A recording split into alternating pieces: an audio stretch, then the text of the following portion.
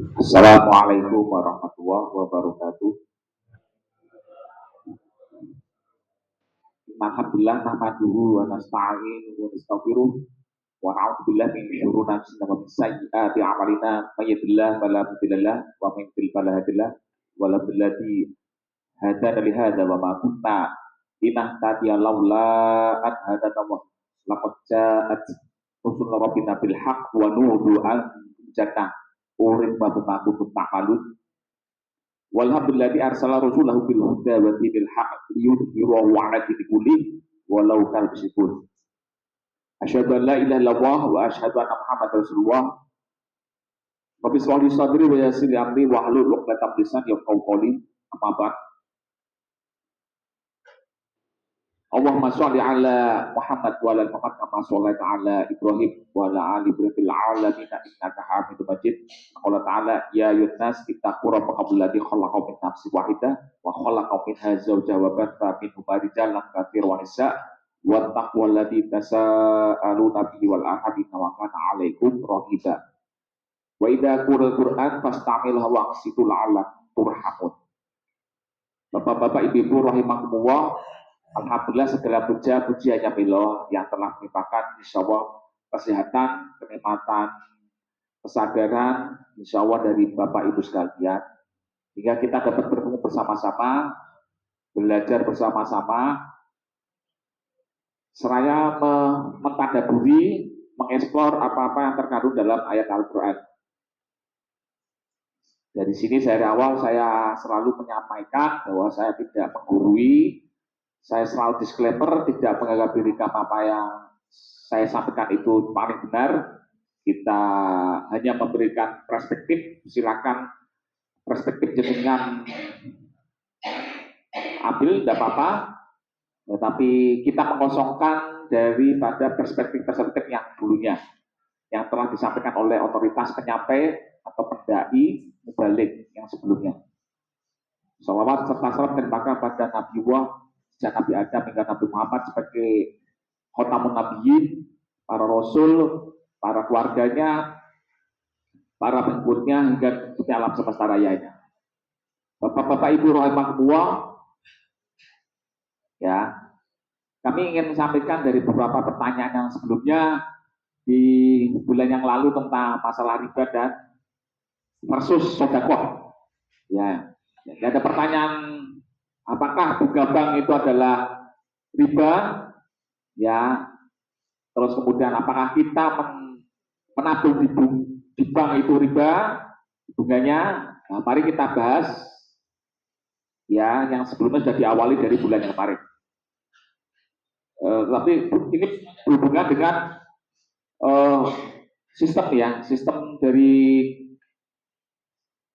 fiskal moneter di dalam hukum ekonomi ya. Itu ada sistem fiskal dan moneter. Sebetulnya sudah tercantum aturan dan sudah saya sampaikan. Cuman kan ini saya konklusinya ya. Tapi nanti masih berseri kalau masih banyak pertanyaan, belum paham. Jikalau belum paham, tanya.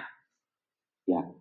Kembali saya sampaikan apakah bunga bank atau kita menabung mendapatkan bunga atau namanya interest itu adalah riba. Nah, pengertian riba sudah saya sampaikan bahwa riba itu adalah namanya artinya adalah tambahan ya atau kelebihan atau mensuburkan. Dalam surat Al-Baqarah 276 ya. Mari kita baca ya. Dari awal saya menyampaikan tentang judul yang dari sebelumnya yaitu adalah riba versus sedekah ya.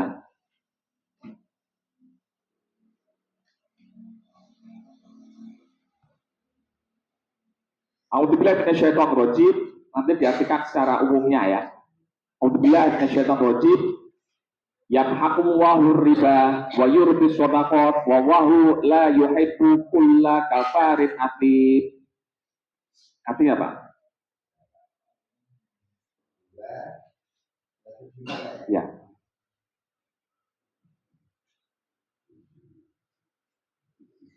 Artinya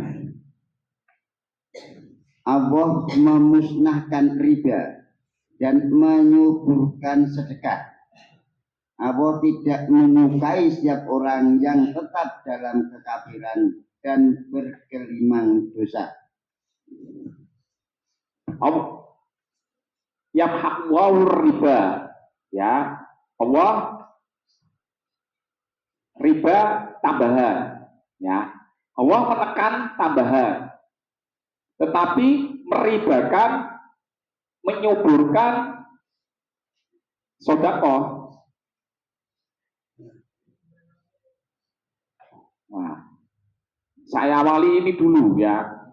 Allah menekan riba, tetapi meribakan, menambahkan, menyuburkan, melebihkan, memperluas, yaitu sedekah. Ya, berarti arti riba adalah menambah, melebihkan, meluaskan, menaikkan, ya, sedekah ataupun riba. Nah, di sini riba, kalau partnya sedekah kan di surat 960 dan 903 ya. Nah, seperti itu ya. Nah, kalau pada umumnya fikih itu mengatakan riba itu ya haram, haram, sepakat. Karena riba itu adalah memakan harta, ya, memakan harta. Riba itu adalah makan harta orang lain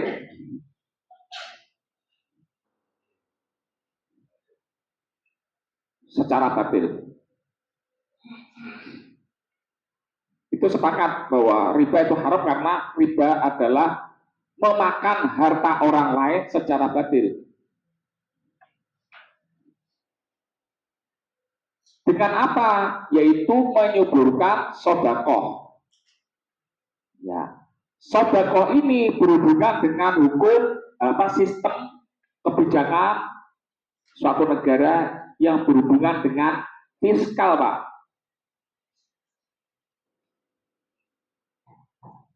Kok bisa begitu? Ya, nanti saya mengambil pertanyaan dari masalah riba. Ini Bapak Ibu sekalian, makan harta secara batil itu bukan hanya bank. Saya sudah bicara tentang masalah sejarah daripada uang. Sejarah uang. Uang, bahasa Inggrisnya money. Maka ada kebijakan moneter. Sedekah berhubungan dengan uang. Uang namanya money dalam bahasa Inggris. Ya, terus kemudian ada kebijakan moneter. Moneter berhubungan dengan uang. Apa? Yaitu tentang menambah, mencetak uang, ya, atau mengurangi peredaran uang. Sedangkan fiskal itu masalah pajak atau subsidi, misalkan menaikkan atau menurunkan, yaitu subsidi. Kalau moneter berhubungan dengan money, ya. Kalau fiskal berhubungan dengan pajak, gimana? Yaitu tentang sedekah 960 dan 9103. Kalau moneter uang itu kan sudah saya sampaikan, ada istilah di dalam Al-Quran yaitu dinar, ya, dinar dan dirham. Dinar itu adalah emas, dirham itu perak. Dalam Al-Quran sudah disebutkan. Ya. Kembali lagi tentang masalah riba.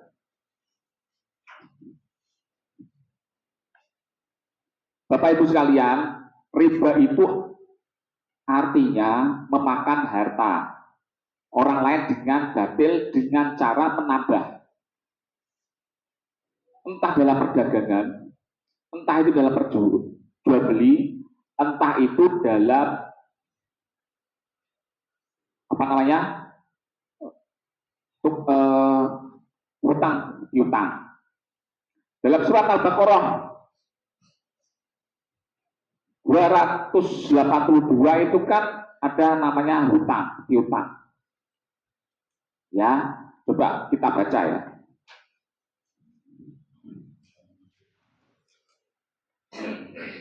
Ayatnya panjang. Ya, tetapi saya hanya baca yang poin aja ya. A'udzubillahi minasyaitonir rajim. Ya ayyuhalladzina amanu idza tadayantum bidainin ila ajalin musamma faktubuh wal yaktub bainakum katibun bil 'adl wa la yatikatibun ayyaktuba kama 'allamahu Allah wal yaktub wal yumilladhi 'alaihil haq wa la yatakillah rabbah wa la yabkhas minhu syai'a. Coba artinya Pak. Ini kan panjang ya. Artinya surat 2 kira-kira yang 282. Wahai orang-orang yang beriman, apabila kamu melakukan utang piutang untuk waktu yang ditentukan, hendaklah kamu menuliskannya, dan hendaklah seorang penulis di antara kamu menuliskannya dengan benar. Janganlah menolak untuk menuliskannya sebagaimana Allah telah mengajarkan kepadanya. Maka hendaklah dia menuliskan, dan hendaklah orang yang berhutang itu mendiktekan, dan hendaklah dia bertakwa kepada Allah. Cukup Pak, cukup ya. Jadi dasar hutang piutang itu ada. Ya, misalkan pertanyaan seperti ini. Saya ingin usaha, punya proyek, punya pesanan, sudah dapat SK-nya surat keputusan, tapi saya nggak punya modal. Gimana caranya? Mau nggak mau kan saya harus pertama mencari rekanan yang punya uang. Ya tentunya dengan sistem bagi hasil. Atau dengan cara yang kedua, ya rekanan itu bisa saja dari keluarga, bisa saja dari teman yang kita percayai. Kita ajak untuk bagi hasil. Untungnya kita bagi dengan kesepakatan, ya tadi dengan adanya saksi minimal 2 orang seperti itu atau bahkan lebih. Semuanya perjanjian itu harus pakai saksi. Jikalau tidak ada saksi, bisa dengan minimal 1 atau dengan tanda tangan dan tanda yang sesuai dengan yang sudah didekretkan atau dia setuju oleh pemerintah, misalkan dengan meterai atau dengan notaris seperti itu ya. Kan ada ayatnya di sini. Jikalau kamu memberi dalam jual beli ini kan ada setelah hutang piutang harus ada saksi. Akhirnya panjang. Nah, seperti itu. Jikalau tidak misalkan tidak punya rekanan dari keluarga yang dipercaya atau saudara, dari sahabat, terus kemudian kemana? Tentunya kalau zaman dulu Baitul Mal. Sekarang itu namanya bank sentral. Bank sentral itu punya bank-bank yang kecil-kecil, bank konvensional atau bank swasta. Nah, sekarang pertanyaan menjadi, apakah misalkan saya membayar bunganya? Ya tergantung. Kalau Anda misalkan pinjam, misalkan ya, saya pinjam dengan bunga yang inflasinya, saya bicara inflasi adanya dengan hukum moneter, kebijakan moneter yang sudah saya sampaikan dahulu. Semakin banyak uang akan menyebabkan apa? Inflasi tinggi. Semakin uang yang menurun, ya bunga, maksudnya misalkan uangnya itu sesuai dengan apa yang di dalam masyarakat dan beredar, ya tentunya apa tidak terjadi hiperinflasi. Contoh ilustrasinya seperti ini, Pak. Saya ingin HP, harganya ini misalkan 1 juta. Saya bisa membelinya. Kemudian HP ini cuma limited, bukan unlimited ya, dicetak semua, banyak sekali. Akhirnya yang banyak membeli, uang beredar banyak, permintaan atau demandnya itu sangat tinggi terhadap HP ini. Kira-kira HP ini akan harga 1 juta? Tentunya tidak. Harganya bisa 5 juta karena permintaannya tinggi. Itu yang namanya inflasi. Karena uangnya banyak, permintaan banyak untuk beli. Nah, seperti itu. Seperti itu namanya kebijakan interest atau bunga, ya istilahnya bunga ya. Itu dalam bahasa bank itu namanya interest. Atau dengan istilahnya I. Ya, bunga itu interest bahasa Inggrisnya, agar kita bisa menabungkan uangnya di bank. Ya, kita mendapatkan stimulus rangsangan agar mendapatkan ya istilahnya fee-nya lah. Itu sebetulnya itu hanya kata-kata yang dirubah. Kalau misalkan di dalam bank syariah ya, itu ada istilahnya mudorobah bagi hasil tadi, terus kemudian musyarakah atau namanya kerjasama, ya itu kan istilah-istilah yang sebetulnya sama juga, kita memberikan fee karena kita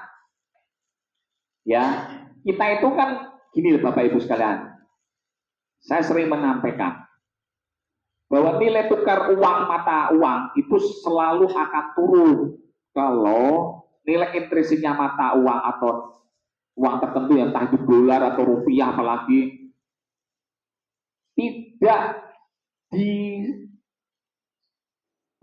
nilai intrinsiknya sama dengan yang saya sampaikan dinar, emas atau dirham.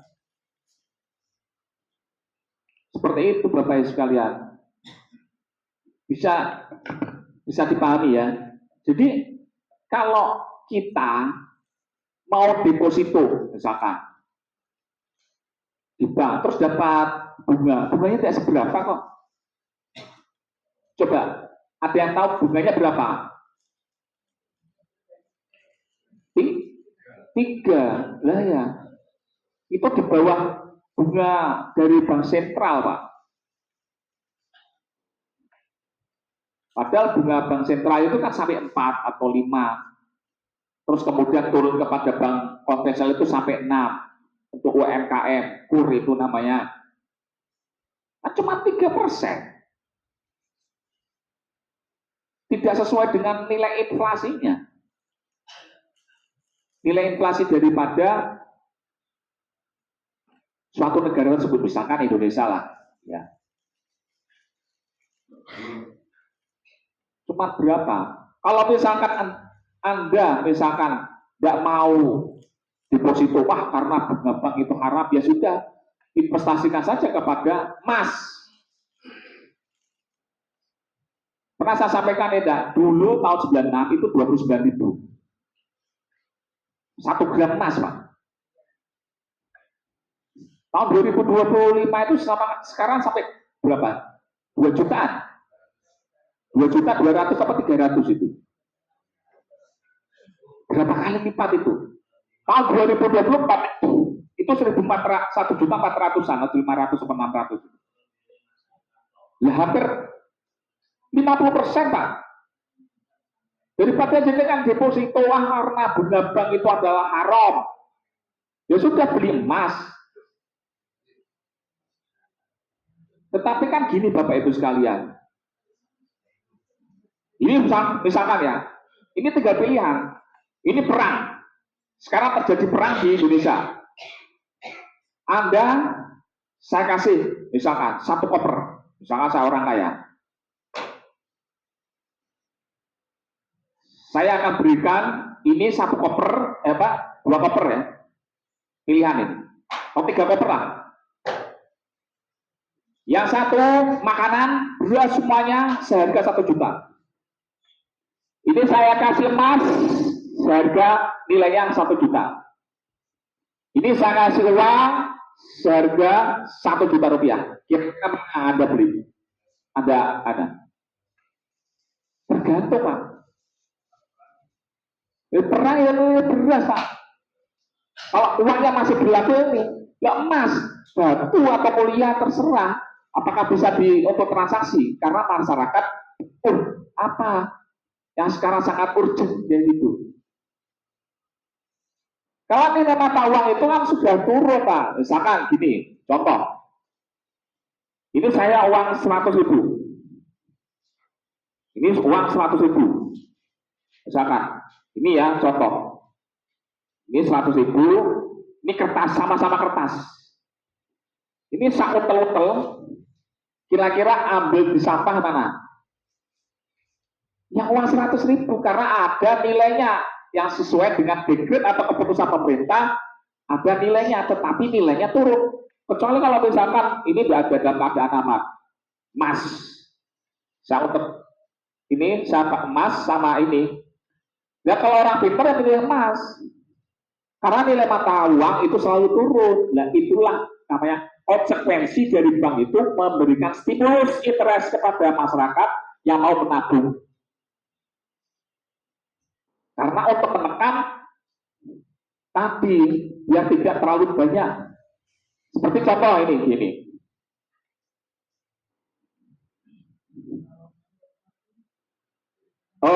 Menteri Keuangan yang baru ini kan memberikan stimulus 200 triliun kepada bank konvensional yang diturunkan dari Bank Sentral Bank Indonesia ya. Agar apa? Tumbuh ekonomi. Karena ada hubungannya dengan kebijakan moneter. Setiap uang yang ada di masyarakat agar bisa beredar, maka bunganya turun. Tetapi uang kalau misalkan yang beredar di masyarakat itu bunganya naik agar masyarakat nabung. Maksud tak? Maksud Bapak Ibu sekalian. Misalkan ini saya menteri, uang tak kasih 200 triliun ke bank, misalkan BRI, bank plat merah ya, BNI, terus kemudian Bank Diri, ya, siapa lagi ada 4 toh, Mandiri, BNI, BRI, BNI. Untuk kur, kira-kira daripada ini nganggur, kira-kira biar bisa terserap oleh masyarakat, mestinya apa? Hanya diturunkan. Paham ya? Tetapi kalau misalkan ini nggak ada yang mau nabung karena ada yang mau pinjam, sedangkan yang nabung sedikit, ya mau nggak mau kan bunganya ditinggikan yang deposito. Ini jika yang mau pinjam ya naik. Tetapi harus bijak, kita harus tahu tentang nilai intrinsik uang itu harus distandarkan pada tidak. Kita lihat bagi orang yang spekulan istilahnya ya, yang paham tentang ini, nilai emasnya apakah naik, apakah sesuai dengan nilai mata uangnya. Saya misalkan ambil hutang sekian, bunganya sekian, kira-kira kalau misalkan saya punya emas, untuk kita belikan emas, kira-kira lebih menguntungkan mana? Kita masalahnya membeli waktu Bapak Ibu sekalian. Saya sering sampaikan konsekuensi dengan membeli waktu. Bunga itu bukan riba. Kalau pengertian riba itu adalah memakan harta orang lain secara babi. Contoh, saya orang kaya, saya uangnya banyak. Orang pada banyak yang fakir miskin di sekitar saya. orang fakir miskin datang ke saya atau budak kalau zaman dulu minta tolong ya rumahnya, dia punya hanya rumah dijual untuk membebaskan dirinya dari budak misalkan, atau misalkan punya beras satu bedang karena dia nabung, jadi dari berasnya atau gandumnya itu dia akan mendapatkan hasil dari dia menjadi budak, dia kumpulkan jadi satu bedang Pak. Terus kemudian untuk menebusnya enggak cukup kayak gitu, kamu masih jadi budak saya, itu namanya memakan harta orang lain, jadi adalah batil. Atau misalkan si orang fakir atau miskin itu dia minta sesuai harga, misalkan dengan sesuai NJOP-nya, misalkan seharusnya harganya itu 100 juta, ditawar cuma 10 juta Pak. Dan karena butuh uang, ya si fakir miskin itu dibeli, oke lah nggak apa-apa, itu namanya juga makan harta orang lain secara batil, itu riba. Itu contoh kecil Pak, karena tidak punya empati.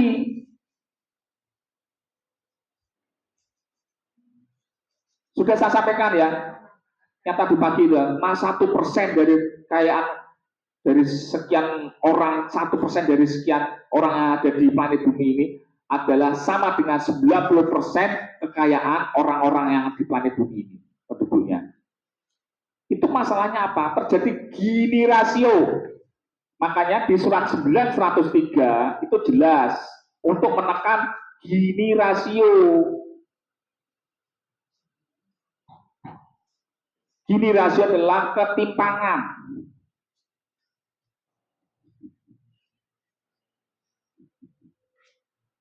Si kaya versus miskin atau fakir. Coba lihat ayatnya.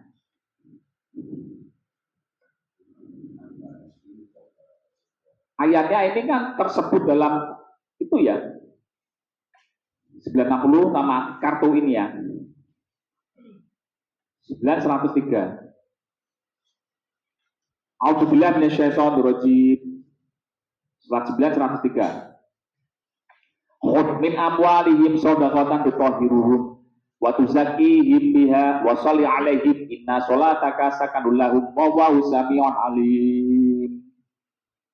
Artinya surat 9 garis miring 103, ambillah zakat dan harta mereka guna membersihkan dan menyucikan mereka, dan berdoalah untuk mereka, sesungguhnya doamu itu menumbuhkan ketentraman jiwa bagi mereka.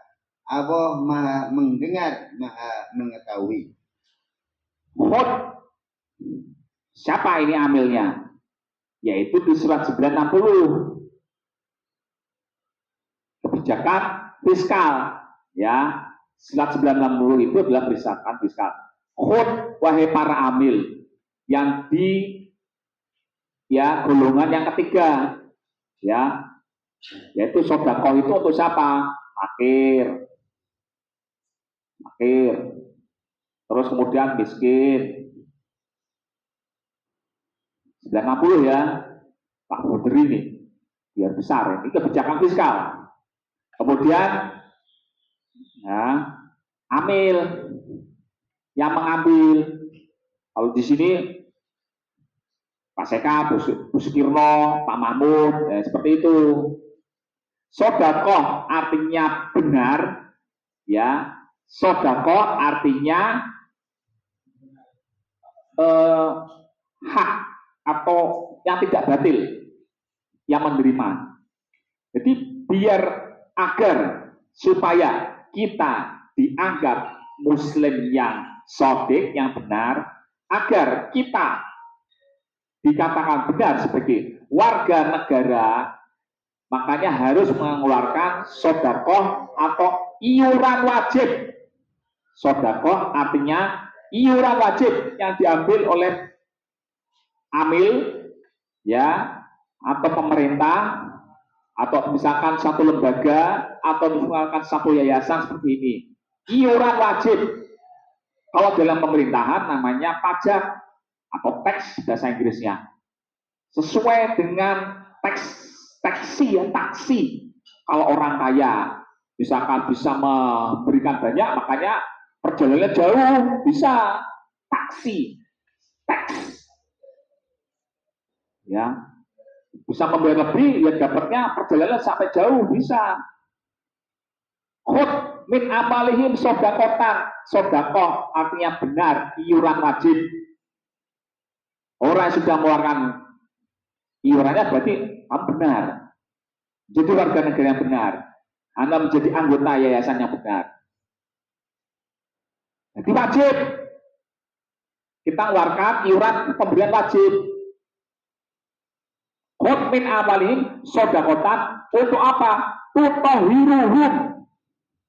Yaitu jinirasio, mensucikan mereka, tidak ada ketimpangan si kaya dan miskin, karena si kaya mengambil hartanya orang lain dengan cara-cara batil kebanyakan, ya seperti tadi contohnya, karena tidak meratanya uang yang beredar hingga menumbuhkan produksi ya yang baik, menginvestasikan misalkan membangun pabrik-pabrik, memberikan gaji pada karyawan secara bijak, mensucikan mereka, bukan mensucikan harta. Misalkan contoh, saya sudah korupsi, kemudian saya ngambilkan sedekah ke masjid agar harta saya suci, bukan. Pengertian tutohiruhum, ini kan bahasanya kan luar biasa Allah. Tutohum, hum, bukan ha, amwal. Hum, mereka, tidak ada ketimpangan. Waktu zakihim, ya, tuzakihim, tutohiruhum, waktu zakihim. Zakat artinya cerdas. Zakat artinya cerdas, bukan suci. Ini mensucikan mereka, ini mencerdaskan mereka. Hud mereka, Pak, bukan harta. Kalau harta pada H. Wasolli alaihim. Wasolli itu artinya mendoakan mereka. Ya, ini perintah bagi yang sudah meninggal, disolatkan, dihormati, didoakan.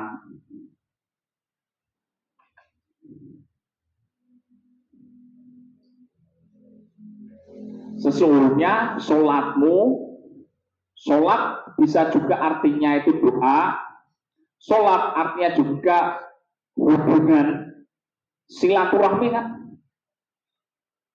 menghubungkan diri kita kepada masyarakat, hubungan kita kepada Gusti Allah, hubungan vertikal dan horizontal. Surat 3 112. A'udzubillahi minasyaitonir rajim. Coba kita lihat ya. Ini hubungannya dengan semuanya kan sudah ada dalam Al-Qur'an.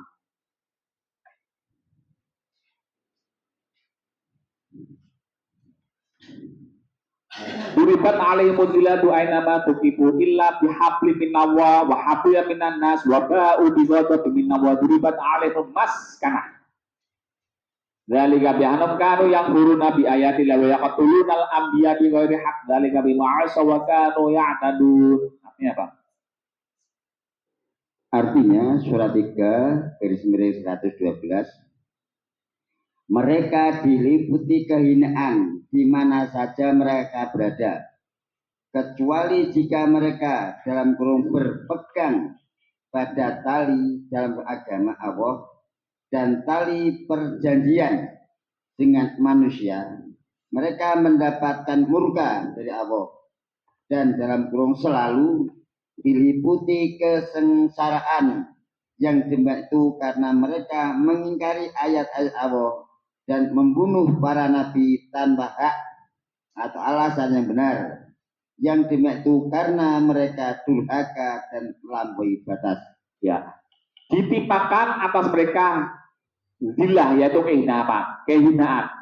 Aina matukifu, dimanapun kamu berada, entah dimanapun jenengan berada di suatu negara, kalau tidak ada hubungan baik dengan Gusti Allah, dengan ini akan terjadi kemarahan Allah, dan akan terjadi kemiskinan. Misalkan contoh, ini sekarang yang lagi digadang-gadang kan suatu negara, misalkan dulu Jepang, sekarang Cina atau Korea Selatan yang tumbuh cepat, ya. Tetapi hubungan kepada Gusti Allah, pada agamanya itu tidak sinkron. Akhirnya apa? Seperti halnya Jepang, suatu negara kalau misalnya sudah pada makmur, ya, seperti negara-negara Eropa, akan terjadi hal-hal yang tidak gendala terhadap kedoliman atau kegelapan, seperti halnya contoh LGBT atau orang-orang yang tidak mau menikah, ya. Akhirnya banyak orang yang tua, ya. Jadi umur orang-orang tua itu banyak, sedangkan anak-anak yang tingkat fertilitas atau bisa punya anak itu menurun. Akhirnya banyak orang-orang dari Jepang itu sendiri, negara Jepang sendiri mengundang dari beberapa negara untuk mengisi negara tersebut, karena ya untuk produksi di pabrik-pabrik, di pertanian itu kekurangan tenaga kerja, SDM-nya, sumber daya. Sedang sumber daya alamnya sebenarnya cuma sedikit, tetapi SDM-nya juga kurang. Apalagi dari India, dari Indonesia, dari Asia, dari Filipina, negara-negara berkembang atau miskin seperti itu, India, Pakistan, itu banyak yang ke Jepang, ke negara makmur. Nanti suatu saat kalau misalkan seperti itu dicabut rahmatnya Allah, dianggap negara maju, lalai, sibuk ngurusi duniawi. Kata dunia itu dari kata rendah, sangat cepat, dan berfana, sangat cepat berubah. Dunia kan seperti itu. Badannya jenengan itulah Bapak Ibu sekalian, itu kan selalu berproduksi sel-sel darah ini. Badannya 1 menit yang lalu dengan sekarang itu berubah, bukan badannya jenengan yang lalu. Badan kita yang waktu kita muda atau waktu kita kecil itu bukan badan kita yang sekarang. Karena dunia itu selalu berubah. Jadi kalau kita marah-marahan, iri, dengki, peperangan itu kan karena urusan duniawi, kedengkian. Sering mengolong-olong, kamu kafir, kamu ini, kan urusan duniawi. Makanya kita jangan ribut masalah ini. Kamu pakai bunga bank, riba, haram, masuk neraka. Yang punya neraka siapa? Gusti Allah.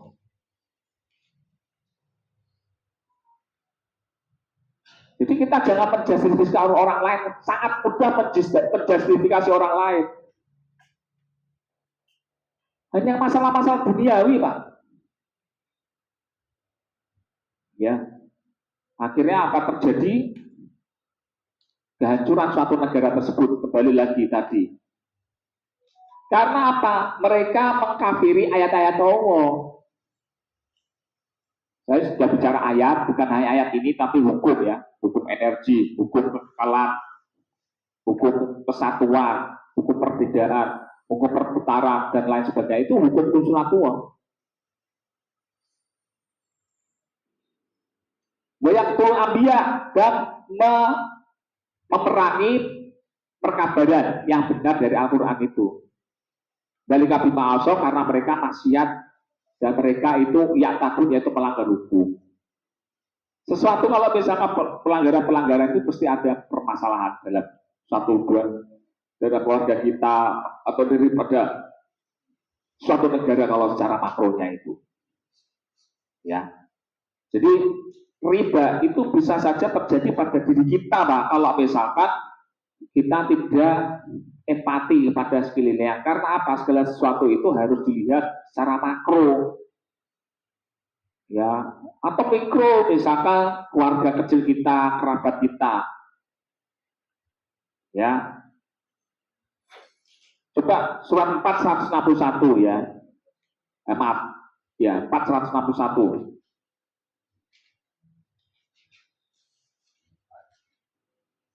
161. Ini kan juga masalah riba ya.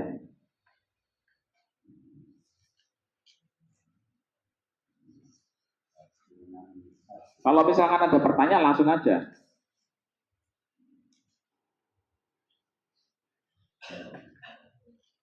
A'udzubillahi minasyaitonir rajim wa akhdhim riba wa qadnu anhu wa aklihim amwalan nasi bil batil wa atanal kafirina minhum adzaban alima. Ini ayat-ayat tentang riba ya. Artinya surat 4 161, dan karena mereka menjalankan riba padahal sungguh mereka telah dilarang darinya, dan karena mereka memakan harta orang dengan cara tidak sah dalam kurung batil, dan kami sediakan untuk orang-orang kafir di antara mereka adab yang pedih. Ya, ini riba sudah jelas ya, mengambil harta orang lain secara batil. Ya. Kemudian 429 ada kata riba juga di ayat yang di surat yang sama, di ayat yang beda. Ini sudah saya sampaikan 429.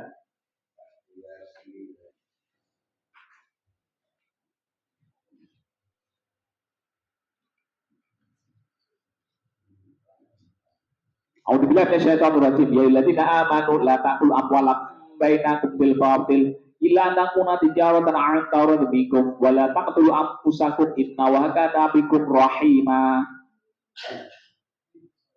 Artinya surat 4 garis 9, wahai orang-orang yang beriman, janganlah kamu saling memakan harta sesamamu dengan jalan yang batil, dalam kurung tidak benar, kecuali dalam perdagangan yang berlaku atas dasar suka sama suka di antara kamu, dan janganlah kamu membunuh dirimu, sungguh Allah Maha Penyayang kepadamu. Ya. Wahai orang-orang beriman, janganlah kamu makan hartamu di antara kamu terbatil. Berarti masalah riba. Ila takuna tijarah, dan kecuali dengan tijarah, kecuali dengan jual beli. Kan di ayat yang lain bahwa Allah menghalalkan al-bai', jual beli, mengharamkan riba. Nah kalau kredit bagaimana? Nah kredit kan sudah secara riba, ada akadnya. Tetapi gini Bapak Ibu sekalian, masyarakat kita itu tidak bisa membedakan antara kebutuhan dan keinginan. Benar nggak? Dengan kalau misalkan membedakan bisa nggak? Kebutuhan versus ingin. Kalau ingin kan wes gabres apa sakarepe dhewe atau duit ditekke langsung. Padahal butuhnya cuma makan. Yang ini, supaya kalau pas apa ini apa aja mau dimakan itu nggak biasa. Kalau punya uang bergajian minta gitu. Karena apa? Keinginan. Padahal butuhnya kan harusnya ditulis. Oh ya, butuh saya untuk menyekolahkan anak saya. Oh ya, untuk menafkahi istri saya. Oh ya, untuk apa? Bayar listrik, ya, beli beras, terus apa lagi? Minyak, gula, teh, kopi, nyekolahkan anak, ya itu. Tetapi karena apa? Keinginannya melebihi dari kebutuhan. Ada tawaran pinjol, pinjaman online, wis langsung tabrak, bunganya ra urusan. Terus akhirnya apa? Gali lubang, tutup lubang. Masyarakat kita itu kayak gitu, Bapak Ibu sekalian. Padahal kan sudah jelas. Ya, pakai mic, Pak. Pakai mic. Assalamualaikum warahmatullahi wabarakatuh. Wah, sekarang ini mayoritas rakyat Indonesia itu tidak lepas dari bank ya Pak. Nah, padahal di instansi bank itu kan juga memerlukan tenaga ahli. Nah, itu masuknya itu gimana Ustaz? Padahal di pengusaha itu tidak lepas dari bank, semuanya lewat dari bank. Bahkan teman saya itu kalau transfer barang itu kan juga lewat bank ada. Nah itu masuknya gimana Ustaz? Karena juga tadi yang bekerja itu juga yang menafkahi siapa? Apakah itu juga mengambil juga riba yang itu? Kalau rentenir, kalau itu mungkin bisa dikatakan riba. Apakah di bank itu juga termasuk riba atau gimana Ustaz? Terima kasih. Assalamualaikum warahmatullahi wabarakatuh. Ya, ini kembali lagi tentang kalau masalah bank itu kembali lagi tentang masalah sejarah mata uang, Pak. Dulu ya itu sebetulnya ada hubungannya dengan ini ya. Waktu zaman Nabi Adam, kita bicara masih Nabi Adam. Ya. Waktu Nabi Adam kira-kira pakai walang tawang atau garter? Garter. Ayatnya mana? Ya. Coba kita lihat kepada ini. Surat Al-Baqarah. Ini pelan-pelan ya Pak ya. Saya jawabnya. Kembali lagi tentang masalah, saya bicara tentang sistem kebijakan moneter. Jadi kita bicara tentang barter. Di surat Al-Baqarah 31 ya. Al-Baqarah 31. Ini pelan-pelan, Pak. Wis ore-orean kabeh iki pengemen. Tak ore-ore semuanya. A'udzubillahi minasyaitonir rajim. Wa 'allama Adam al-asma'a kullaha tsumma 'arada 'ala malaika faqala abini bi asma'iha ula'i kuntum shadiqin. Artinya ya biar cepat gini ya. Dan dia ajarkan pada Adam itu nama-nama setiapnya. Jadi Adam waktu diturunkan ke planet bumi ini diajarkan tentang nama-nama setiapnya. Sebelumnya, ya, terus di ayat sebelumnya itu kan, wa idh qala rabbukal malaikati inni ja'ilun fil ardi khalifah qalu ataj'alu fiha fayufsidu fiha wa yasfiku dima wa la nusabbihu bihamdika wa nuqaddisu lak qala inna 'alama la ta'lamun.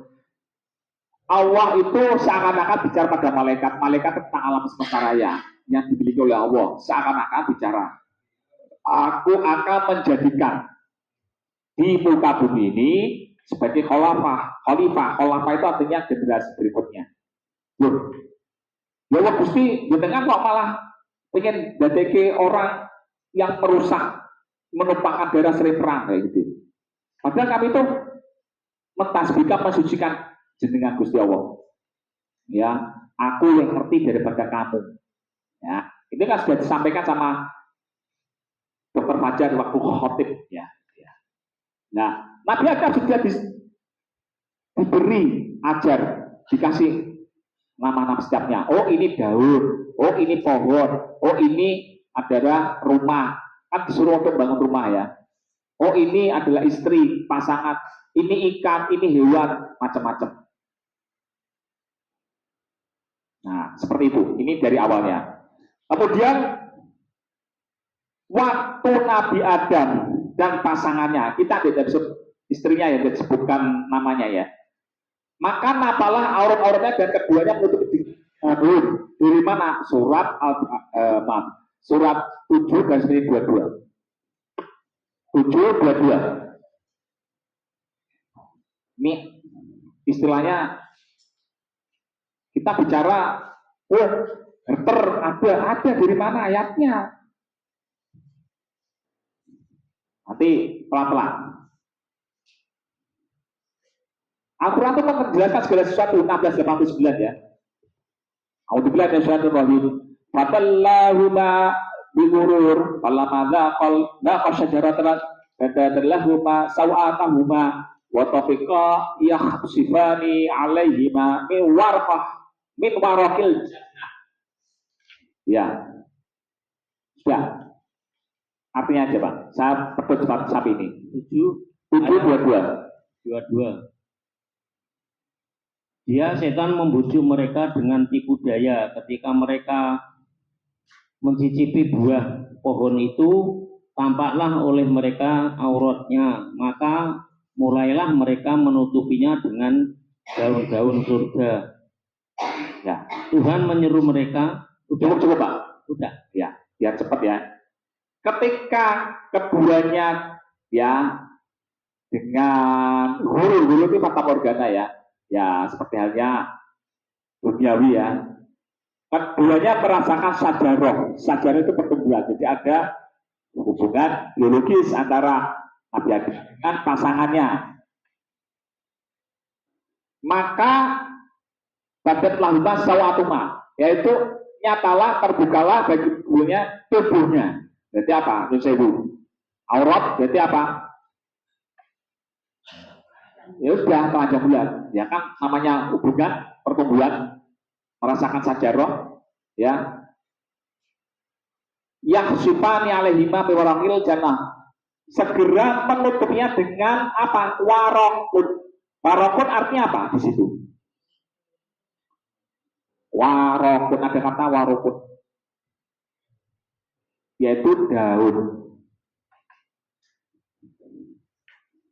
Kira-kira apakah sama dengan daun yang di dalam surat 18/19? Di sini surat 7:12 sama ya. Kalau surat 18/19 coba dibuka. Ini ada istilah waraqun juga.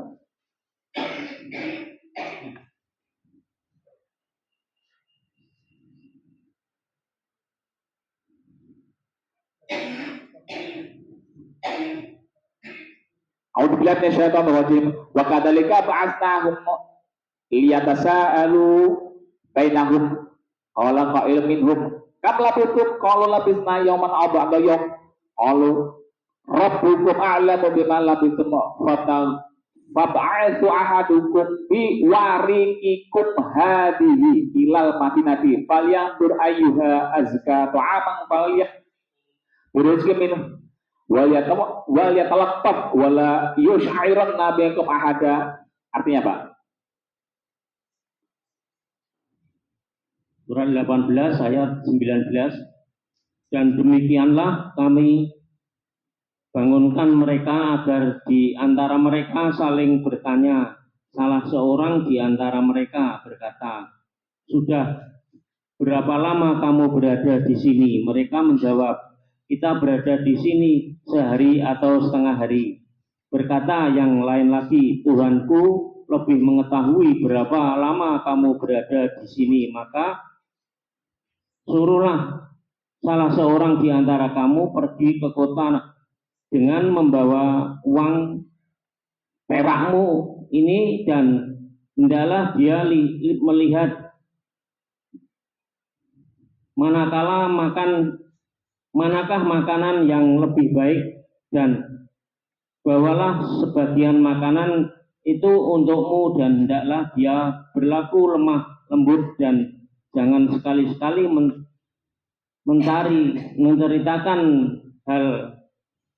halmu kepada siapapun. Wah, ini kan ada biwariqikum hadihi. Artinya Pak, di terjemahan itu adalah apa? Uang, perak ya. Kira-kira sama enggak antara Adam sama-sama pakai bahasa Arabnya itu warokun ya. Warokun artinya dalam bahasa Arab itu adalah daun. Kalau daun di waktu zaman Nabi Adam itu berarti kan sesuatu mengdaun. Kalau di waktu zaman Ashabul Kahfi, waktu zamannya Nabi Isa, itu namanya uang kertas. yang terbuat dari daun, dari kapas, kalau sekarang dari kapas atau linen agar kuat, tidak mudah robek. Kalau kertas saya gini toh ya cuma berapa hari ya sobek gampang. Bahkan sekarang pakai lembaran seperti yang dari plastik seperti itu. Dulu kan pernah ya uang 100-an ya. Uang Kanada itu kan diremet-remet, disobek-sobek nggak bisa. Uang yang di Kanada itu. Berarti waktu zaman Nabi ada dikasih pengetahuan tentang alam ini, untuk apa? Bertransaksi dengan ini keturunannya semuanya itu dengan alam yang ada di situ, dan daun yang ada di sini itu juga apa namanya, ya daun, bukan daun kertas, karena waktu itu ya belum ada pabrik kertas. Karena apa? Pabrik kertas itu kan sudah dimulai sejak 300 atau 3000 atau 700 sebelum Masehi, itu sudah ada di Tiongkok. Ya. Bahkan Al-Quran pun cuma satu ya. Dua maaf ya. Ada istilahnya kirtosud. Kirtos itu artinya kertas, Pak. Di ayat mana? Artinya kertas. Dua ayat, Pak. Berarti sejak zaman Nabi Muhammad, Al-Quran itu sudah ada kertas. Jadi kalau dia mengatakan bahwa Al-Quran ditulis di, maaf ya, pelapah-pelapah atau di daun-daun itu, ya nusewu. Quran aja sudah menjelaskan kertas. Coba kita buka surat 6 dari 7.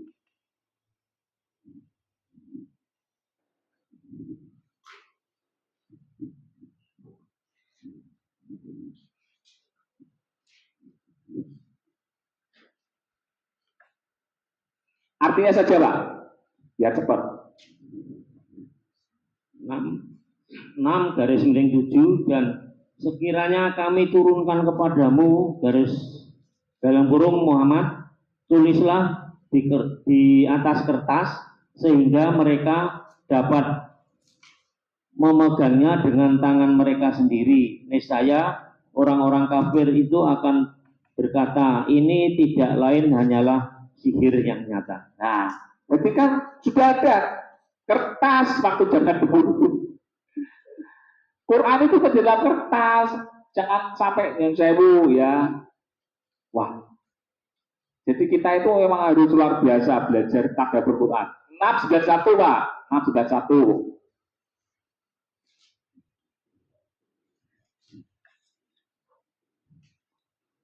Artinya saja, Pak. 691, maka tidak mengagungkan Allah sebagaimana mestinya ketika mereka berkata, Allah tidak menurunkan sesuatu pun kepada manusia. Katakanlah Muhammad, siapakah yang menurunkan kitab Taurat yang dibawa Musa sebagai cahaya dan petunjuk bagi manusia? Kamu jadikan kitab itu lembaran kertas yang bercerai-berai. Kamu memperlihatkan sebagiannya dan banyak yang kamu sembunyikan, padahal telah diajarkan kepadamu apa yang tidak diketahui baik olehmu maupun oleh nenek moyangmu. Katakanlah Allah lah yang menurunkannya, kemudian setelah itu biarlah mereka bermain-main dalam kesesatannya. Ini waktu zaman Nabi Musa loh, ada istilah kertas, Pak. Ya kalau misalkan waktu Nabi Muhammad kertas belum ada, ya gimana ya? Jadi gini, sejarahnya dulu itu kan uang kertas itu kan sudah ada ya. Jadi sejak dimulainya gini aja dulu. Jadi dulu memang barter, tapi sejak Nabi Idris, ya setelah Nabi Idris itu sudah sejak Nabi Adam hingga Nabi Idris itu masih pakai barter, Pak. Ya, mulai Nabi Nuh Nah, itu sudah mulai ada penggunaan uang kertas karena teknologi sudah canggih waktu Nabi Nuh. Tetapi kan dilenyapkan peradaban semuanya, ya, dilenyapkan semua peradabannya waktu zaman Nabi Nuh, ya. Itu sebetulnya sudah terjadi dan akan diulangi lagi di zaman sekarang, ya. Jadi antara Nabi Adam hingga Nabi Idris itu sudah 8 ayatnya tentang Nabi Nuh itu sudah melampaui adanya jual beli atau apa itu. Coba kita buka surat 10:71, Pak terus mana? 10:71, 72.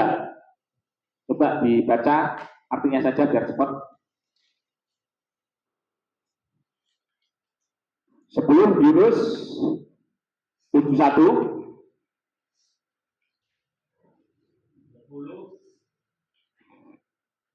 71 72. Dan bacalah kepada mereka berita penting tentang Nuh ketika dia berkata kepada kaumnya, wahai kaumku, jika terasa berat bagimu, aku tinggalkan bersamamu dan peringatanku dengan ayat-ayat Allah, maka kepada Allah aku bertawakal. Karena itu buatlah keputusanmu dan kumpulkanlah sekutu-sekutumu untuk membinasakanku, dan janganlah keputusanmu itu dirahasiakan.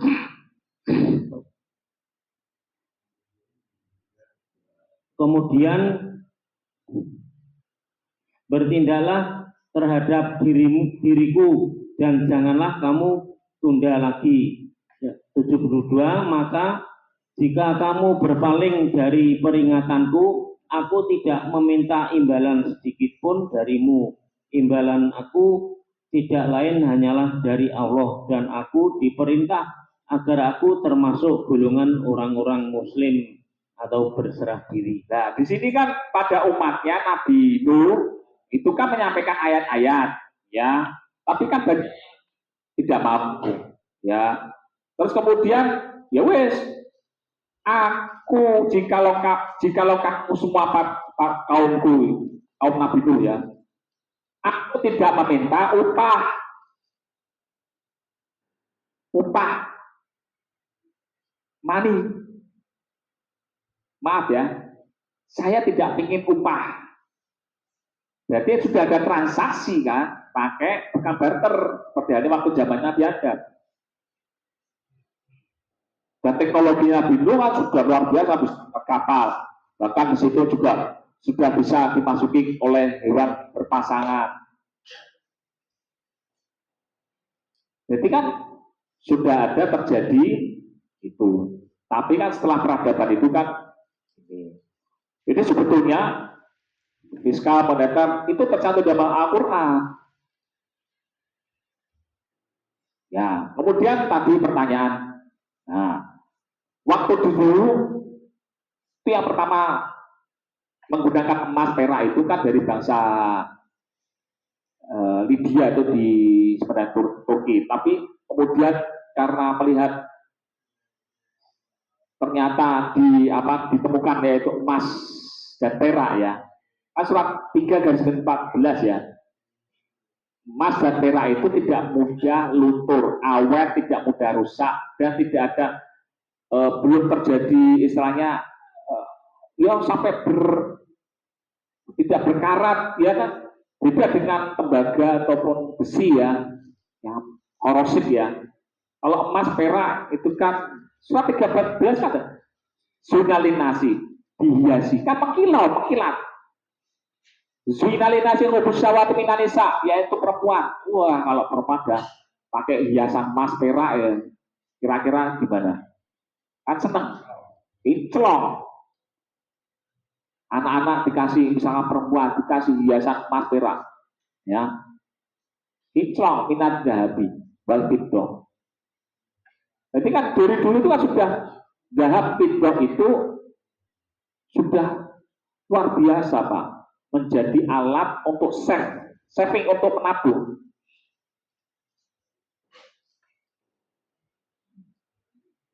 Ya, bisa berkenan soalbanin wal konatirin dan konatiril mokontoroti dari harta yang diinvestasikan bertumbuh-tumbuh agar nambah kalau nabung dengan apa? Minat dahab.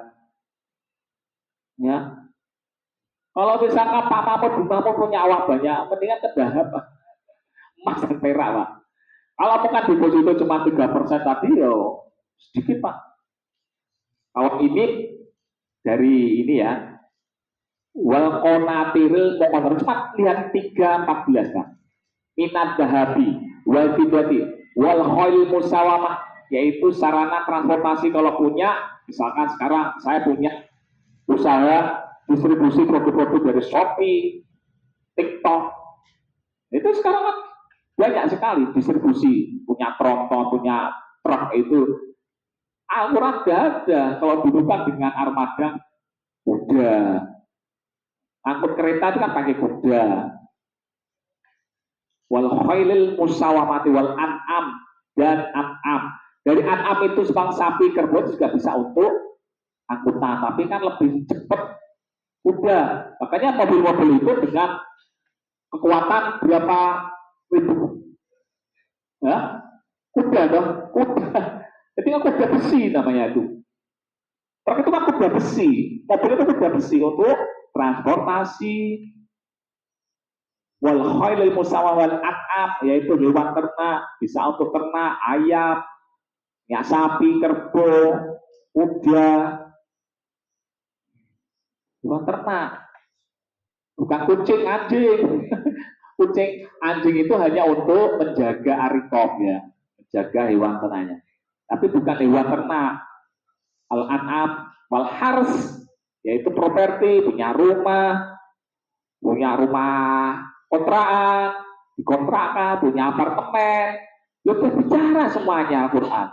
Tapi ekonomi kenapa yang menguasai kalau cuma orang-orang segelintir non muslim? Dari kamatul hati punya itu adalah fasilitas untuk dunia. Wawang dawu selamat dua Pak Mahmud. Assalamualaikum warahmatullahi wabarakatuh. Salam. Jadi sementara yang saya tangkap adalah bunga bank itu bukan riba. Ya, artinya bunga bank itu ya ada hubungannya dengan interest. Tapi kalau riba itu makan harta orang lain secara adil. Jadi istilahnya bunga bank itu boleh. Artinya misalnya kita nabung dengan bunga bank yang tinggi pun boleh. Ya. Ini sementara yang saya tangkap. Asalnya gini Pak. Jadi ini saya mengambil gambaran agak nyimpang sedikit. Misalnya riba itu kan tambahan atau pingin lebih. Jadi misalnya ini contoh ekstrimnya itu kita masang togel. Ini contoh ekstrim. Jadi saya ingin jadi orang kaya, saya ingin tambah harta saya dengan pasang togel. Orang-orang lain pada pasang Pak Sarifin, Pak Saikan pasang togel. Begitu pas undian, saya yang dapat. Saya senang karena saya dapat tambahan. Tapi Pak Sarifin, Pak Saikan itu grundelnya luar biasa. Masalahnya tidak dapat. Ini gambaran. Demikian juga bank. Itu dapatnya operasional itu dari orang yang pinjam. Dan yang pinjam itu bermacam-macam kebutuhan. Ada yang butuh, ada yang berkeinginan. Ada yang butuh, pingin tuku togel, aku pinjam bank.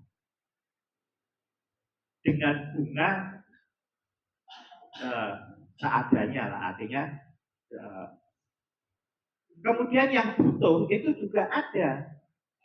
Ada yang berkeinginan pengen tuku mobil, pengen tuku omah dan macam-macam. Tapi begitu balik, itu ada rasa grundel. Ini terus terang aja. Orang pinjam pasti begitu. Kok orang entek-entek, bunganya tak ini.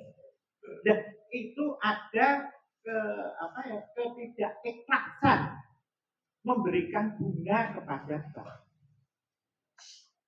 Jadi uang di bank itu ya didapat dari bunga orang itu, orang grundel. Nah, dibayarkan kepada orang yang meminjam. Ini gambarannya seperti itu. Jadi apakah bank itu boleh? Artinya bunga bank yang diberikan orang yang menabung dengan memberikan hasil usaha dari orang grundel. Ini apakah boleh? Ya. Jadi gambarannya seperti itu. Kalau saya pandangannya seperti itu. Jadi kita usaha itu dengan suka sama suka kita berusaha. Tapi kita diberi bunga oleh bank. Ini seolah-olah kita tidak berusaha. Ya, saya kira gitu. Ya. Assalamualaikum warahmatullahi wabarakatuh. Ya, ini saya jawab dulu. Tentang judi sudah jelas ya. Bahwa judi hopper sepakat ya itu adalah haram ya. Suratnya mana? Surat 591 ya, 590, 595 itu kan 90 sama 91 ya, bahwa pastilah kalau orang mau kaya tidak mungkin lewat judi. Judi tidak bisa membuat kaya, apalagi pinjaman online terus ngikut judi online ya wes ya, akhirnya habis. Dan perceraian banyakkan anak-anak muda sekarang kan masalah ekonomi, Pak. Lihat itu aja di Kemenak ya, KUA itu perceraian itu mesti masalah ekonomi, Pak. Cerai, anak hutang piutang, terus akhirnya anak yang terakhir itu sampai meninggal karena kelaparan atau mengaku dirinya sebagai pencuri biar bisa masuk penjara, bisa makan karena orang tuanya tuh pisah karena masalah ekonomi, Pak. Masih muda itu, umur 20 atau 30 itu. Sampai segitunya, sampai stres anak itu. Kita kalau pisah keluarga, itu yang korban itu adalah anak. Psikologisnya, Pak. Pasti, Pak. Ya.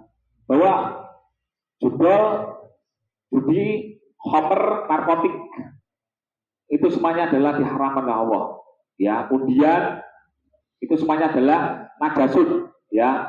Terus kemudian kalau pinjam bank, ya itu tadi semuanya pasti kalau bank itu kan masih nanya jenengan itu utangnya untuk apa? Kalau jenengan tidak jujur tanggung jawab jenengan, misalkan ya utang tanggung judi ya mesti tidak mungkin, Pak. Utang itu untuk sesuatu yang produktif, misalkan pengusaha untuk apa? Saya pinjam untuk ada, saya proyeknya ini infrastruktur yang dibangun pemerintah, jalan tol, bangun jembatan, ya. Ditanyain, oh beli bank, dapat utang bank untuk kios, ya, utang bank untuk mengembangkan kios usaha. Nah, yang produk. Nah, kalau misalkan bank disalahkan karena grup, salahnya tadi masyarakat Indonesia tidak bisa inginnya apa? Ingin kaya cepat, instan dengan judi. Kalau sudah judi terus dan ngomong hubungannya karo mabuk-mabukan karena stres, homer. Sekarang ada 590 dan 91. Ya, nak misalkan wes stres, layune ning buku berhala. Ini kan ya ladina amanu inamal homer wal maisir. Sebenarnya homer itu yang menutupi ini. Wes akalnya serano. Ya, narkotik hilang akali, Pak. Logikanya serano. Maksudnya judi, ingin kaya secepatnya. Tetapi gini, Pak, Bapak Ibu sekalian, bisnis juga bisa jadi atau spekulasi, misalkan investasi, misalkan saham. Ada yang tanya, saham itu gimana? Apakah haram atau haram? Haram. Kita itu bertinggal dengan beberapa langkah daripada langkah mereka, Pak. Ya, Islam itu masih berkutat masalah halal haram di masjid-masjid. Ini haram, cara sholat kayak gini, Islam khusyuk kayak gini, cara wudhu kayak gini, terus kayak gitu. Sedangkan orang lain itu sudah berbicara masalah cryptocurrency, menguasai rezeki yang ada di langit. Kayaknya ada rezeki ada di langit. Nah sekarang kita jualan pakai online itu dari mana? Frekuensi dari langit tuh. Lah aku ada bicara tetapi kita ada pasai langit kita untuk bisnis. Cryptocurrency halal atau haram ya? Astagfirullahaladzim. Saya tuh kayak gitu tuh gimana ya? Punya pengaruh mana halal ya? Ya bukannya nggak apa-apa, ya apa-apa. Karena kita ini, tetapi kita itu jangan sampai ini ya. Dulu, misalkan gini, ini sejarah ya. Waktu zamannya Turkish money ya. Kira-kira tahu nggak kenapa runtuh, Pak? Ini sejarah kita bicara tentang ini ya. Runtuh karena apa? Hutang, Pak. Sekarang kalau Turkish money itu Islam atau enggak? Banyak kan? Hutang dia kepada bank-bank ada di Eropa, Pak. Kira-kira ulama kayak waktu zaman dulu Turkish money pinter-pinter enggak? Itu kan masalah perang. Karena waktu itu ya, terus kemudian karena butuh uang banyak, ya, membutuhkan biaya, makanya dia hutang ke bankir yang kebanyakan orang Yahudi. Dulu kan kayak gini ceritanya, waktu dirham, dinar itu kan yang membuat dinar atau emas, uang emas itu adalah dari Bizantium atau Romawi. Dirham dari Perak atau dari Mesopotamia. Kemudian menjalan ke India, rupi. Kemudian menjalan ke Indonesia, rupiah. Ya, makanya kalau kita beli, misalkan berat, 500 perak, 1000 perak. Nah, istilahnya budaya daripada India, dan kemudian daripada dirham itu daripada uang daripada Persia ya. Nah, kemudian waktu dulu itu kan gini Pak, Bapak sekalian. Waktu perang salib itu kan terjadi banyak dagangan. Yang sebetulnya kan orang-orang Arab sudah menguasai daerah dari Bizantium, dari Romawi dan Persia. Itu surat Ar-Rum itu. Golabatil Ar-Rum. Ya tentang negeri Palestina itu kan. Coba dibuka itu surat Ar-Rum itu kan tentang Romawi. Itu kan ada di situ. Surat Ar-Rum ayat 2. Ayat pertama, ya toh. Kedua, Gulibatil Rum, bahwa Islam itu telah menguasai Romawi dengan yaitu perdagangan dinar emas sudah. Ya, telah dikalahkan bangsa Romawi. Kemudian ayat yang ketiganya itu tentang Palestina. Di atur arti wahyu mebati golibat saya disebut. Di bumi negeri dekat Palestina yang dijajah oleh Romawi.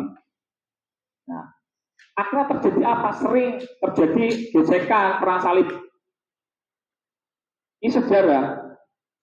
Tetapi waktu runtuhan itu gara-gara apa? Gara-gara ya karena utang, Pak. Pada waktu kerajaan Khalifah Ayyubiyah, ya, itu sudah membuat uang yang namanya fulus. Ya, fulus bahasa Arabnya apa? Uang.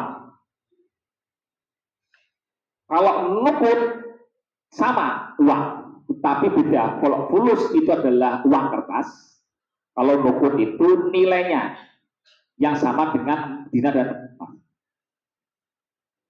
negara-negara Arab yang Khalifah Ayyubiyah itu mencetak uang sebanyak-banyaknya, Pak. Akhirnya apa? Hiperinflasi.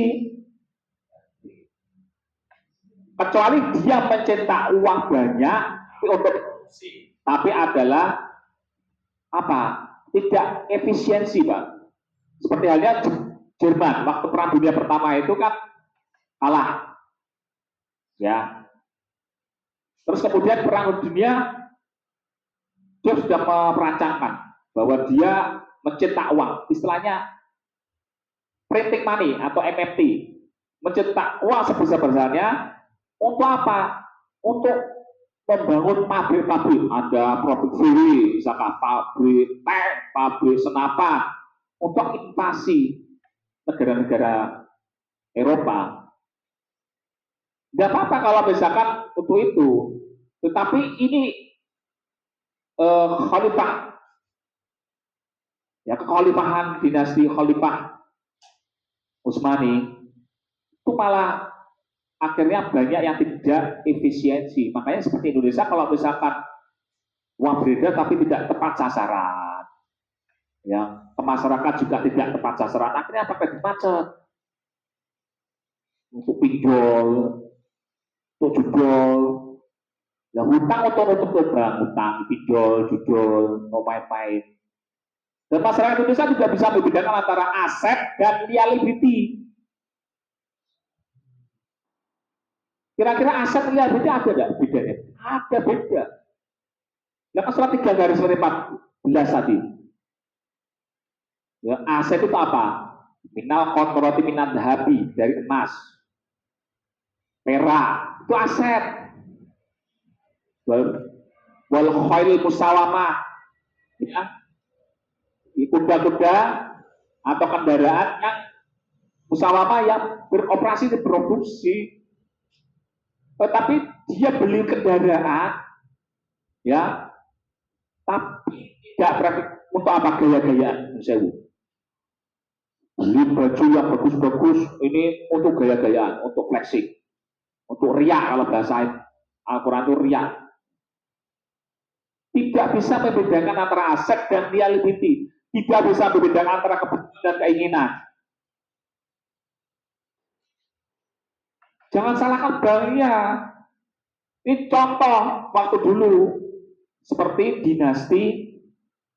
Lah kenapa bangkir-bangkir banyak orang Yahudi? Karena waktu zaman dahulu kebanyakan orang Yahudi itu adalah orang yang ahli tentang emas, akuntansi. Yang buat emas itu adalah orang-orang Yahudi banyakan. Orang-orang Arab banyak yang di birokrasi. Orang-orang Nasrani kebanyakan di psikologi atau filosof atau dokteran, ahli kimia, fisika. Lah orang-orang Arab itu sudah menguasai emas dirham karena Romawi dan Persia dikuasai dan menguasai Palestina. Ya, uangnya bingung. Ini taruh mana? Ya sudah taruh di bank. Bukan orang-orang Yahudi yang pintar emas, ya, yang menyimpan emas dan membuat emas, yang memburu emas, terus keluarkan namanya shock cek dalam bahasa Inggris sekarang atau bahasa orang Spanyol, cek we.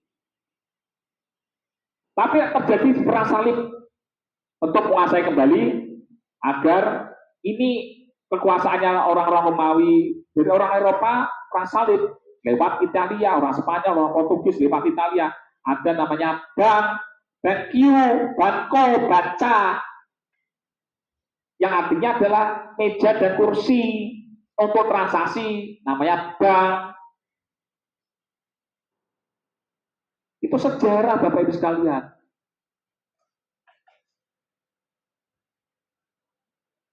Ya, kalau misalkan seorang raja, saya ingin menguasai suatu daerah di situ, seperti halnya kan dulu kan sudah meluntur, yaitu feodalisme. Feodalisme itu kan berhubungan dengan penguasaan tanah, orang raja-raja, bangsawan, para pangeran, seperti di Jawa itu. Berubah menjadi merkantilisme, yang mana bisa menguasai emas. menguasai perdagangan, merchant bahasa Inggrisnya. Jadi feodalisme sudah runtuh. Yang kuasai sekarang merkantilisme. Akhirnya ada kolonialisme, penguasaan daerah, SDA. Satu negara tersebut ada emas situ, tak jajah. Jadi orang-orang yang kaya itu banyak, sultan-sultan banyak. Penguasaan karena emas, yaitu merkantilisme. Jadi agar runtuh feodalisme itu merkantilisme dan kuasa perdagangan seperti VOC atau IAC, persemakmuran negara-negara bangsa Inggris itu kan banyak seperti Singapura, Malaysia, kalau di Indonesia ya banyak kan. Terus mana Arab Saudi. Itu kan dari jajahan-jajahan Inggris. Nah, dulunya kan dikuasai oleh Khalifah Utsmani.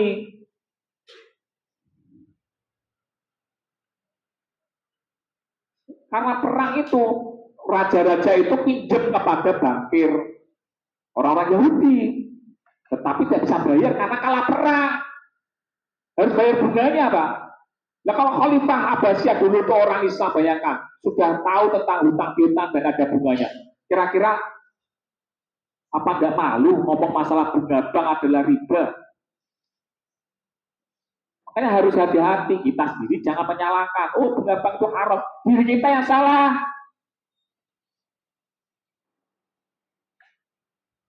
Kayak gitu. Ya kira-kira seperti itu Bapak Ibu sekalian. Kalau misalkan ya, Mahmud punya uang, terus ada yang hutang dengan Pak Mahmud, terus tidak mengembalikan, rebel karena takdir sama Pak Mahmud. Kita menggolimi Pak Mahmud, berbuat dolim. Kita hutang kepada keluarga kita, ya kemudian kita tidak bayar keluarga kita. Kita dolim, kecuali kalau misalkan terjadi yaitu surat Al-Baqarah 280 yang pernah saya diskusi sama Pak Mahmud. 280 Al-Baqarah 280.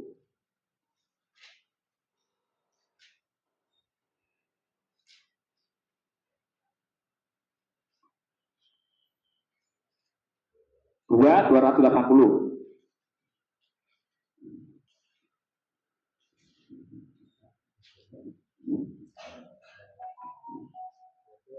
A'udzubillahi minasyaitonir rajim.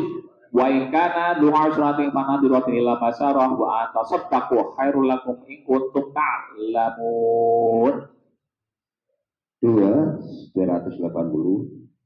Dan jika orang berutang itu dalam kesulitan, maka berilah tenggang waktu sampai dia memperoleh kelapangan. Dan jika kamu menyedekahkan itu lebih baik bagimu jika kamu mengetahui. Nah ini ada kata sodakoh, wa antasodaku. Apa hubungannya 90? Jadi sodakoh itu untuk mengangkat harta orang lain secara batil dengan misalkan contoh, ini pemerintah akan menghapus BPJS yang enggak. Kita dulu ada kemudian amnesty tax yaitu PBB. Kira-kira berhubungan dengan ini ada nggak ayatnya? Ada. Sudah dibahas seperti ini. Pemerintah akan menghapus hutang 1 juta. Pemerintah akan mengelontorkan kur tanpa pakai agunan. Itu kan sangat agar apa? Pertumbuhan ekonomi. Dalam ekonomi itu disebutkan PDB, Produk Domestik Bruto, atau GDP, Gross Domestic Product, yaitu Y sama dengan C plus I plus G plus X min M. Kira-kira tahu nggak? Itu PDB. Y itu adalah PDB. Ya, misalkan ngomong pertumbuhan ekonomi kita 5% average rata-rata. Ya dari ini konsumsi rumah tangga, ini investasi, ini adalah pembelanjaan negara, Ini adalah ekspor itu, yaitu ekspor dikurangi impor. Kalau ekspor kita lebih kecil berarti minus. Kalau konsumsi kita kecil, misalkan daya beli masyarakat menurun karena inflasi. Kan banyak faktor. Inflasi, karena uang beredar banyak, karena distribusinya panjang, karena BBM-nya naik, karena waktu itu hari raya, atau karena produknya sedikit, produksinya sedikit, ya. Investasi, ya investor, orang-orang kaya nggak mau gelontorkan dananya untuk investasi. Rakyat ya pokoknya lapangan pekerjaan susah. Bagaimana menggerakkan itu semuanya? Itu kan teori ini. Terus government belanjanya untuk bayar pegawai negeri, untuk subsidi, untuk infrastruktur, ya itu ambil sini loh Pak. Terus yang turunnya untuk mu'alafat untuk sekolah, belanja negara banyak, turunannya seperti ini. Untuk fakir miskin subsidi, misalkan fakir miskin dikasih subsidi BBM, subsidi untuk bayar LPG, subsidi untuk banyak sekali Pak belanjanya itu. Faktornya eksternal banyak sekali. Jangan mudah untuk menyalahkan pemerintah. Banyak PR-nya seperti ini. Salahkan diri kita.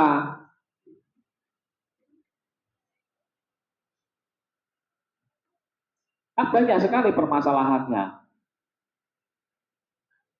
Antasoddaku.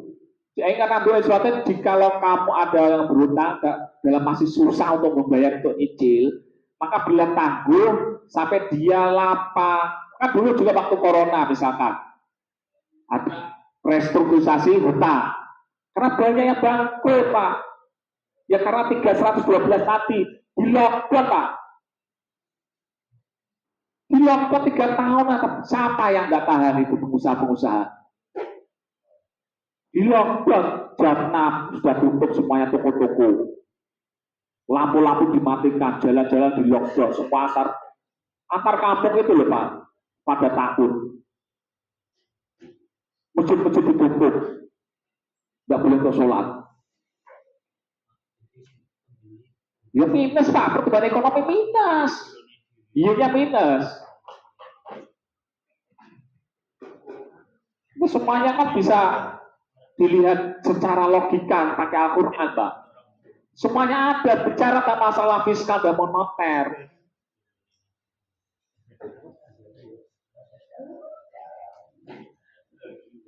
Ya, wa anta sodaku khairul lakum, jikalau kamu sodakohkan. Sodakoh artinya ini, ya, orang fakir miskin hutang pada orang kaya, ya wis lah, orang langsung bayar ya wis. Gimana? Iya, kalau orang berhutang itu kan kelihatan, misalkan di bank itu kan di bawah, kalau saya salah ya, misalkan pijakan pemerintah kan di bawah 50 juta atau itu tidak pakai agunan Pak, kur itu Pak, 25 juta atau tergantung dari pijakan bank ya, bahkan ada aturannya sampai di bawah 100. Tapi kan bank kadang kan masih mengandung risiko tinggi atau enggak ya, karena kredit macet itu juga berhubungan dengan ya itu kan kredibilitas dari bank tersebut. Yang penting itu bisa terjadi tidak ada Gini rasio terlalu tinggi Pak. Ya, negara Cina seperti yang bisa dari Pak Sukanto, negara besar, lihat Gini rasionya Pak, ketimpangannya. Yang kaya dan si miskin bagaimana? Mulai Jakarta luar biasa, tapi Gini rasionya paling tinggi di Indonesia. Yang kaya cuma segelintir orang, misalkan 1% atau 2% daripada orang-orang yang Jakarta. Yang menguasai mall-mall, yang menguasai apartemen-apartemen, menguasai properti hanya segelintir orang. Orang-orang yang punya pinggir, yang menguasai properti perumahan-perumahan itu semuanya yang punya orang-orang tertentu. Akhirnya jelas tinggi Pak. Jangan lihat suatu negara cepat perkembangannya, tapi Gini rasionya dilihat Pak. Apakah jalan sodako tersebut? Apakah jalan perjakahan tersebut? Apakah jalan tukang huruf tersebut? Kalau terlalu tinggi akan terjadi yaitu yaitu dongkol tadi, terus akhirnya coba misalkan contoh seperti ini di suatu kampung yang era saya misalkan yang punya Alphard, Mercy saya, banyak mobil saya, sedangkan kanan kiri saya satu kampung itu orang miskin, orang minta-minta sering keluar. Kira-kira lihat saya tuh wah meri lah. Suatu saat kalau misalkan sudah pada sepakat, yuk kita rampok. Karena apa? Saya pernah nyampaikan, jikalau ada orang miskin sampai mati kelaparan itu tidak ada orang-orang kaya yang tidak mau memberikan hartanya kepada orang-orang sekitarnya. Makanya kita itu harus adanya apa? Empati dipakai, Pak. Empatinya dipakai.